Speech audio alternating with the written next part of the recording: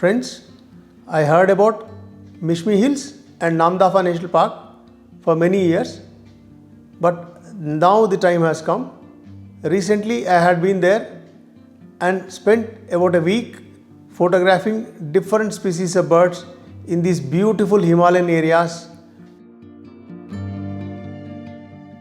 After completing the trip, I am coming up with my personal experience on the travel, weather, clothing, places of stay, and also the gear which I took for birding. I tried to analyze which of them was most essential and which of them I did not use, and my views on adding more gear to your bag. Friends, this is not a sponsored video. Wherever I appreciated anyone, it is just my personal experience. As you know, Mishmi Hills and Namdapha National Park are situated in the state of Arunachal Pradesh, located in the northeast of India.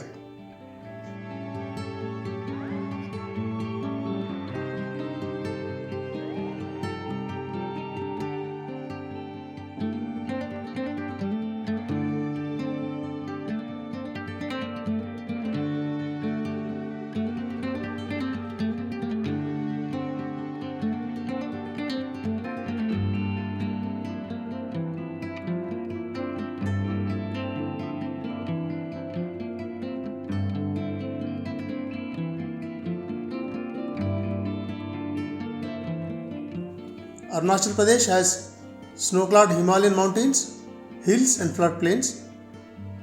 Thus, it has different forest types like alpine meadows, evergreen forests, temperate forests, bamboo patches and grasslands, etc., which are the habitat of many types of birds, the count of which is around 680, and many of them are endemic.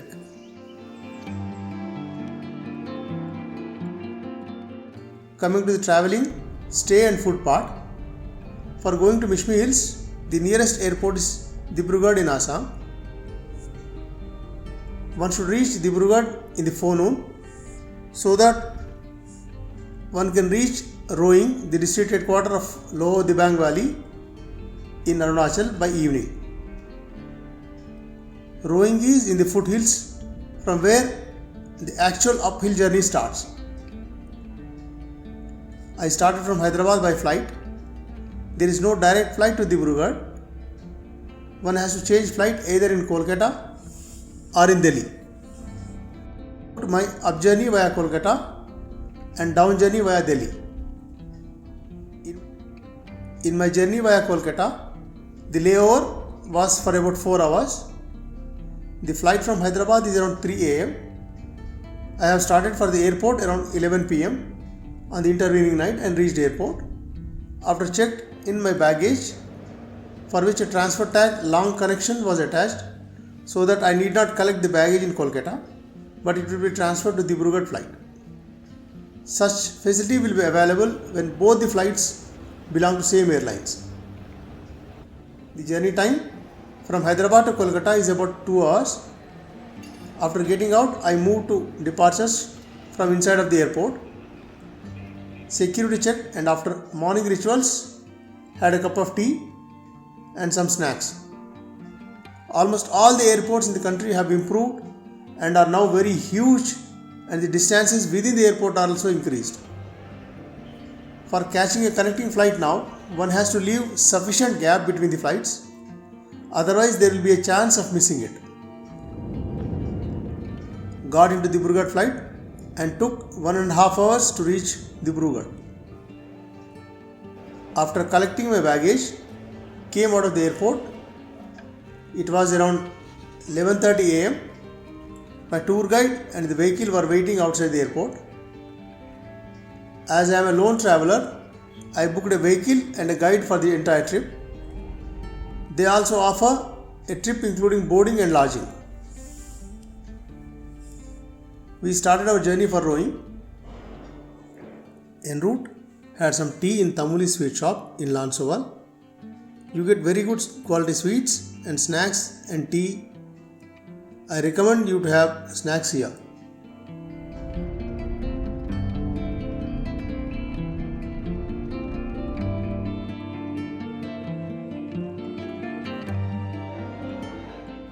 had lunch in a wayside restaurant.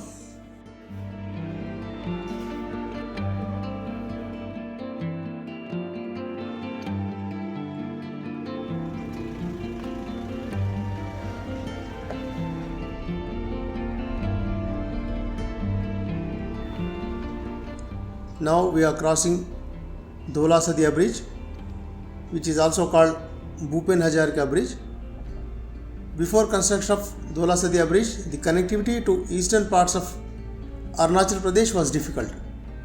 After the construction and inauguration of Dhola Sadia Bridge on Lohit River in Assam, which is a tributary of River Brahmaputra, the connectivity to eastern Assam and eastern Arunachal Pradesh improved tremendously. For entering into Arunachal Pradesh, all Indian citizens as well as foreign nationals have to take a temporary entry permit. The permits issued to foreign nationals is called Protected Area Permit, whereas the one issued to Indian citizens is called Inner Line Permit. The permits are issued by the state government. Inner Line permits can be applied online, or one can get at Shantipur police check post on this route by submitting the identity card like PAN card, Aadhaar card, driving license, etc. In Roing, our stay was in Forest Rest House situated in Devapani Forest Park on the banks of East River. There are many places to stay in Roing which can be booked online. Most of the birders stay in some resorts on the edge of East River. Some names of the resorts I am giving in the description. Our initial program was in Roing for 2 days, but this year the rains were there till October last week. Hence there are thickets of grasses and one cannot move inside to photograph in the grasslands. Hence we have cut short our stay in Roing and moved to Mayodia, which is the main station for birding in Mishmi Hills and is around 55 kilometers from Roing. On the way we had our brunch in Frogmouth Camp. This is one amongst the other resorts birders prefer to stay.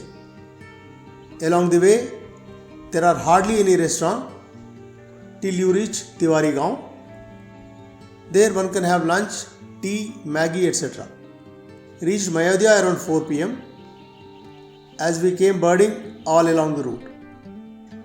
There are very limited options to stay in Mayodia. One is Mayodia Coffee House and other one is the Forest Rest House.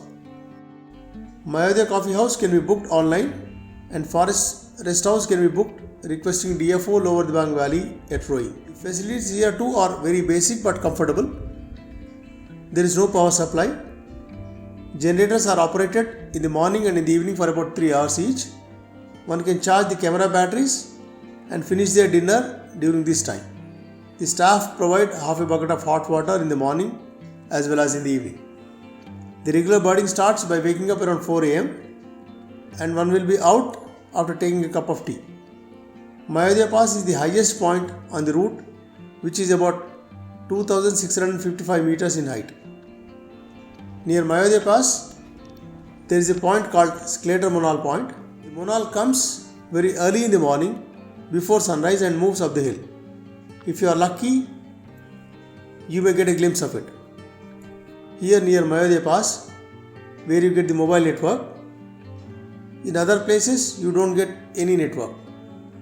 There is a small village at 65 km point where one can have snacks. The day is very short. Sun rises around 5 am and sets around 4:30 am. Hence one cannot lose time for lunch. So every day it will be working breakfast and lunch, moving throughout the day photographing birds. At sunset, reach back to Mayodia Coffee House and rest. We did birding on the same national highway for the next 4 days and returned to Roing. Next day morning, started for Namdapha National Park. The route is via Tengpani, Namsai, Miao and then to Deban Camp in Namdapha National Park.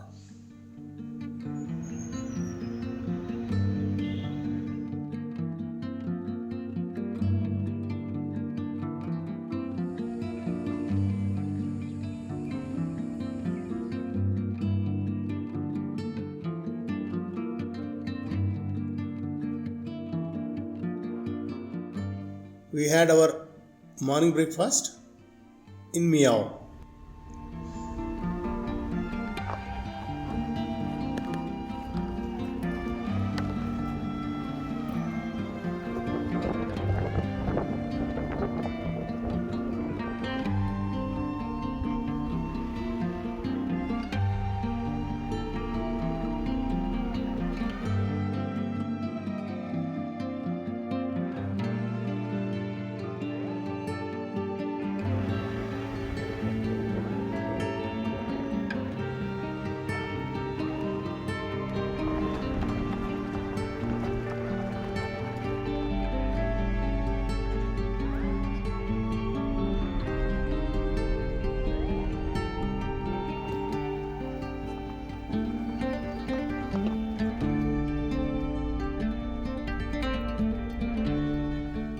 The accommodation is available in Deban Camp. It can be booked by writing to Field Director, Namdapha National Park and Tiger Reserve, Miao, in Changlang District, Arunachal. The accommodation here is excellent. Staff are very cooperative and polite.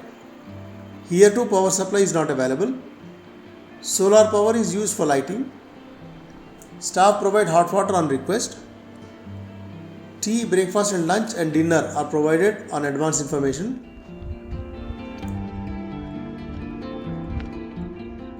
We stayed here and did birding. We had morning tea in the rest house and went for birding. On the way, we had our ready to eat breakfast, the cornflakes, milk and some bread. Because you will be birding inside the national park and there are no eating facilities inside. Had lunch and evening snacks and dinner at the camp.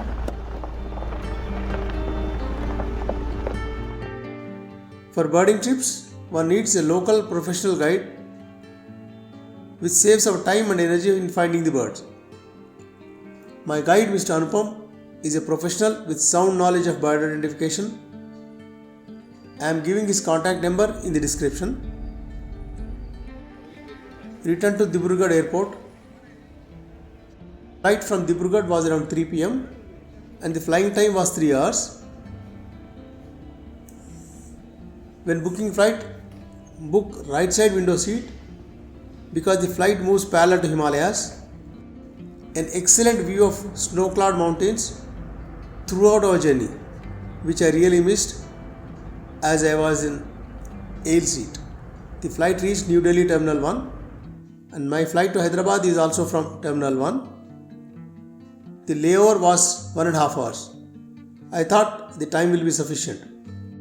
But the departures of Terminal 1 was far off and one has to catch airport shuttle and it takes about 10 minutes to reach there. One has to go once again through all the security checks.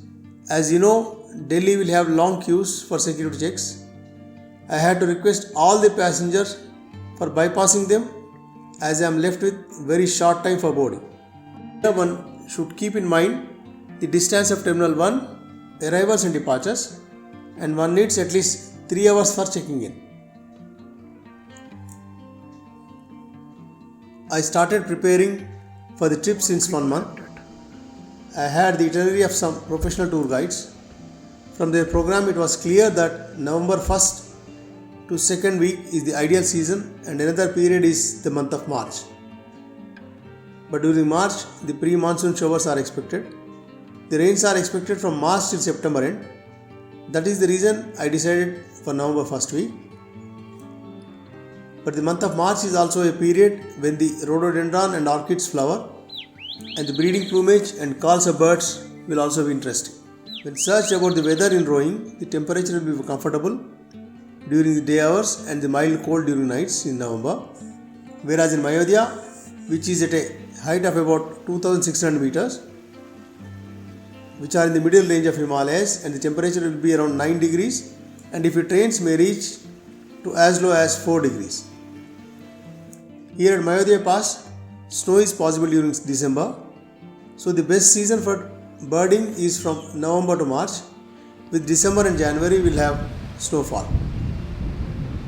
Namdapha elevation is in the range of 400 meters to 4000 meters. we will be birding at lower altitudes, hence the weather is somewhere in between Roing and Mayodia. The weather in Mayodia is uncertain. If it rains, it will be very cold and the temperature might drop to 4 degrees. Hence one needs 4 layers of clothing on top and 2 layers down. So I purchased men's skis thermals for upper and lower, a pair of warm woolen gloves, woolen cap, fleece neck warmer, snow hiking warm water repellent stretch trousers, hiking fleece, waterproof hiking shoes, woolen socks 2 pairs, jacket and a poncho, and an extra pair of pant and shirt and night clothing. I also carried a sleeping bag which I never used, as the places where we stayed have provided proper rajai and blankets. Carry sunscreen, cold cream, mosquito repellent cream and roll-ons, and a headlamp.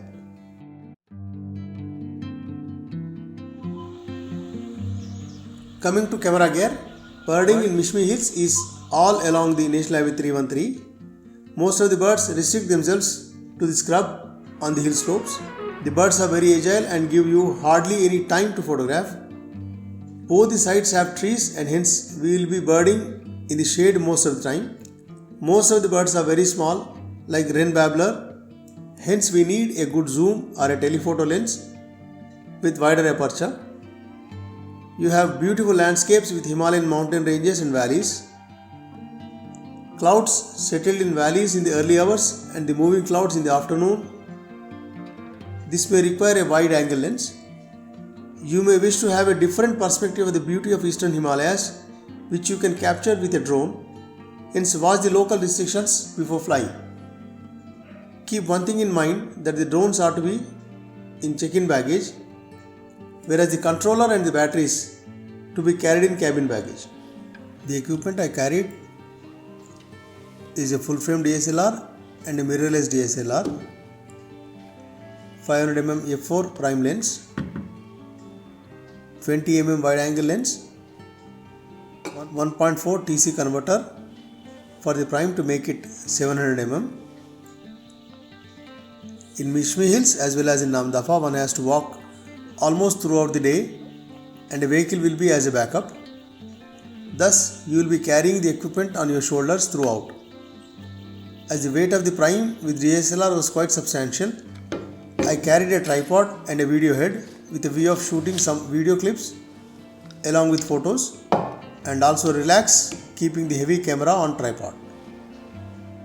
For recording the sounds, a shotgun microphone, and for vlogging, a wireless microphone also I kept. For capturing bird's eye view, a nano drone.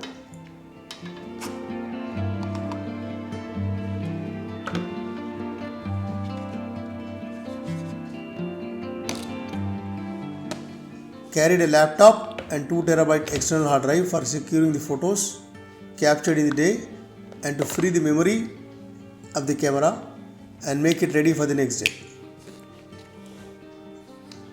Carried one extra SD card, spare batteries for the camera, microphone. I also carried a mobile and a selfie stick for small video clips of traveling and landscapes. A rain cover for the long lens, as you may have unexpected rains, and ND filters for long exposure shots. After completing the trip, I felt that Prime is a very good because their output is no match for zooms, but in the given situation where you will be moving a lot and photographing very agile birds, hence a handheld equipment will be more convenient. Hand holding Prime throughout the day is very tough, but ensure that the aperture is as wide as possible because the light conditions are very poor in most of the places. Sometimes I felt that a lightweight GoPro would have been better in place of shooting travel video with a mobile, though the videos of Samsung Note 20 Ultra are very good. I also carried ND filters which I have not used in the entire trip because their use need good amount of time which I couldn't spare. Always be watchful on the weight of check-in as well as cabin baggage. Many a times the airline staff are cooperative and looking at the nature of the equipment they ignore slight overweight. When I went to Namdapha National Park and was birding and was more fascinated with the butterflies around, here I was missing my macro lens and a diffuser. I came to know that Namdapha conducts annual butterfly meet in October, an event you can make use in capturing butterflies and add to your knowledge regarding their diversity. Friends, I am coming up with videos on my trips to various birding areas of India with inputs on the route and the facilities available and also the bird diversity of that place. If you like the present video and its content, please like and subscribe to the channel so that you get the notification for future videos. So friends, have an excellent birding trip to Mishmi Hills and Namdapha in near future. I am coming up with the video on the landscape and the birds I could photograph in Mishmi Hills and Namdapha in near future. Please do not miss to watch it. Thank you so much.